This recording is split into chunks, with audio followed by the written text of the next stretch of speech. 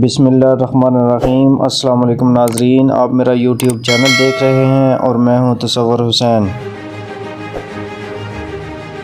ناظرین، کچھ اپڈیٹس لے کر حاضر ہوا ہوں۔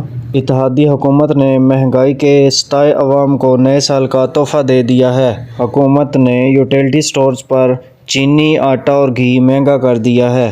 چینی 19 روپے مہنگی، گھی کی فی کلو قیمت میں 75 روپے کا اضافہ کر دیا اور آٹے کا 20 کلو کا تھیلا 496 روپے مہنگا کر دیا ہے۔ نئی قیمتوں کا اطلاق 1 جنوری سے ہوگا۔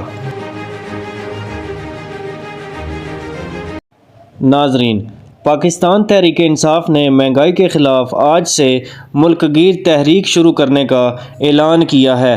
زمان پارک میں عمران خان کی زیر صدارت اجلاس میں اہم فیصلے ہوئے ہیں۔ سابق وفاقی وزیر فواد چودھری نے گفتگو میں کہا ہے کہ عمران خان 3 ہفتے کے بعد تحریک کی خود قیادت کریں گے۔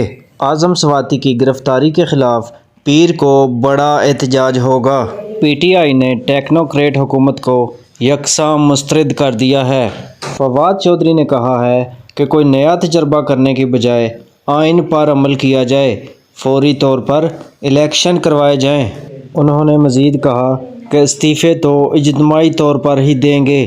اسپیکر قومی اسمبلی بہانے نہ بنائے اور استعفے قبول کرے۔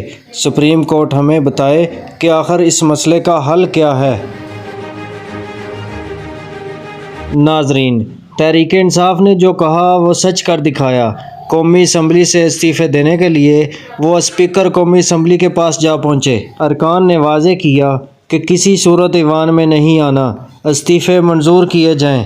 سابق اسپیکر قومی اسمبلی اسد قیصر نے کہا کہ قواعد کے مطابق استعفے دے چکے ہیں۔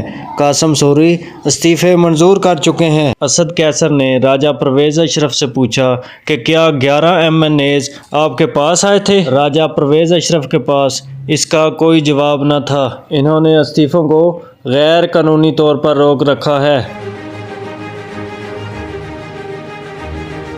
سابق ڈپٹی اسپیکر قاسم سوری نے کہا کہ الیکشن کی آواز سنتے ہی یہ ڈر جاتے ہیں۔ یہ 75% پاکستانیوں کی آواز ہے۔